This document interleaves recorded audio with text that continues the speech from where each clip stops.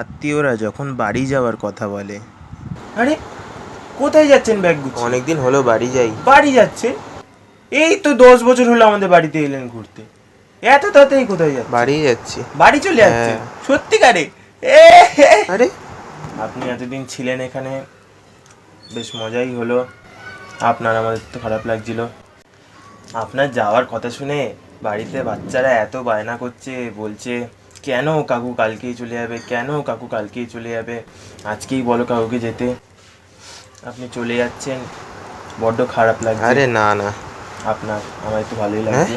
ছিলাম পরের বার থেকে আমাদের এই বাড়িতে আরে এই আসবেন কি না। কথা? মানে আরে পুরো কথাটা শেষ করে দিন। পরের বার থেকে আমাদের এই বাড়িতে আসবেন না, আমরা অন্য জায়গায় যদি চলে যাই ওখানে যাবেন। ও আচ্ছা।